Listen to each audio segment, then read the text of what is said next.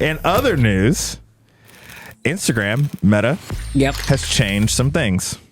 Yeah, it's weird right now, Yes. right? So I got to ask the question for the chat first.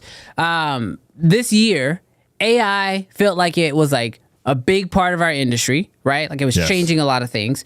But then all these new camera brands and all this new gear came out. And I feel like as filmmakers, we were kind of, like, I even said this after I came back from NAB, I was excited by how much gear has come out that it felt like AI kind of got a chance to take a step back, especially in our industry. Yeah. But then this weekend, I mean, I'm sure every filmmaker, or not this weekend, but this past week, Meta now has this thing built into it, and then like nobody quite understands how it works, but they can identify if an image you posted used generative AI to make the image. Wow. And they are putting a badge on that image to say that this was created with AI.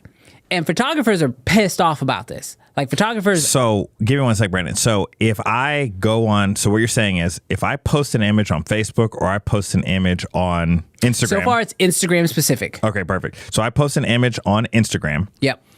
And let's say it's a dog picture. Yep. And there's like the leashes in the picture and I generative fill the leash out. Yes. It's going to put something on my photo? Yeah, so above your image, right underneath your at, it will say image made with AI. And it is able to somehow read the metadata of your photo to know if it actually used AI, generative AI specifically, to know that that image was made with AI. And the way that this has been tested, so Petapixel put out a whole article talking about this, and basically what they came down to was like, if you use like the clone stamp, or if you use any other editing tool, it doesn't do it. But if you use generative fill specifically, it does it, and it doesn't matter how small of an area you use. So somehow it's able to tell that there are some generative pixels added to this image versus it reallocating existing pixels within the actual frame. So I've posted some pictures, so I'm going to be interested in go check those out. I've tested this. It's not working on past images. Because I've done the same thing. I posted images that have generative fill. It didn't pick up those. It's picking up new images that get posted as of right now. Interesting. No, but like legitimately, my real question when it comes to this AI stuff is twofold. One, how much AI can you use before you feel like your image is created with AI? Because that is the thing that a lot of these like photographers are mad at. Ooh. Like one photographer, he just generated like, there was like a trash can or a bench or something in his frame, and he just generated that out, right? But he took like this amazing photo of a mountain and all this stuff. And when it puts the badge made with AI, people just assume the entire image is fake. Yeah. Right? But it's not. He generated a small section of it. Does clone stamp and all that stuff? No, it's specifically generative, which is very interesting. But also, people aren't really sure how Instagram is able to tell. Well, here's what's interesting. I know in Lightroom, for me, I can tell it to strip all EXIF data. Mm-hmm. I wonder if, because like basically when I do generative, especially for my photography, I go into Lightroom, I make all the corrections that I want to make, export it to Photoshop, or not even export, just send it to Photoshop, right? Make the change, save, it comes back into Lightroom, and then once it's in Lightroom, when I export from there, I have the ability to strip all data. I think this is something that I would love to, we need to test ourselves. Yeah. But chat, if you've tested this, definitely let us know. But like, I really want to know how much, because I think this will be something that will happen kind of going forward, even in the video space, is like, how much AI can we use before, like even on YouTube right now, when you upload a video, you have to say if the video has anything that has been altered because of AI. How much AI do you feel is required? Scott's a purist. What did he say? He's a purist. Throw him up there. Oh, he says. Throw him up there. He says, I'm okay with labeling any, all caps. Yes. AI as AI. Let's just stop using AI. Here's the hot take. Be the artist. Be the artist. So here's the deal for me. Scott, I am not anti you, but I'm the opposite.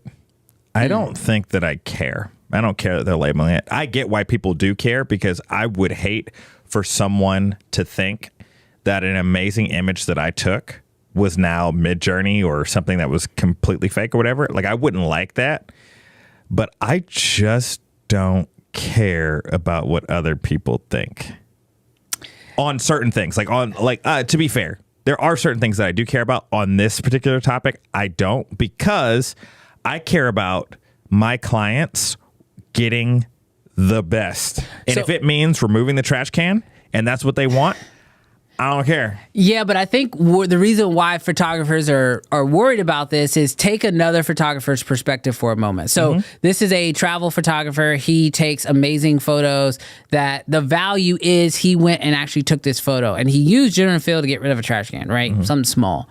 But when people see that, they're like, oh, you're just using AI. They think the whole image could be quote unquote AI. Therefore, they are devaluing his artistic skill level. Absolutely. Because they think it's AI. Now, the difference I think with you, and I think depending on the type of photographer, is normally as like your clients are people. And so you're taking pictures of those people. So they know those people are real, right?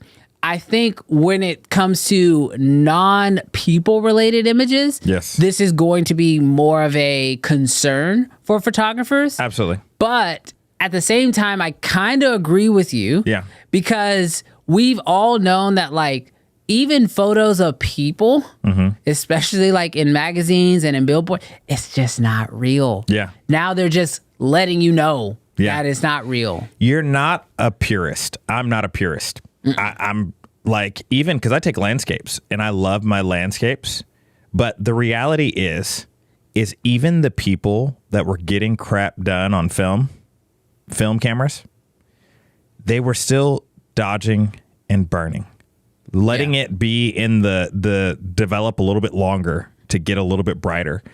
Like, everything is manipulated to a certain extent, even back in the day, 100 years ago.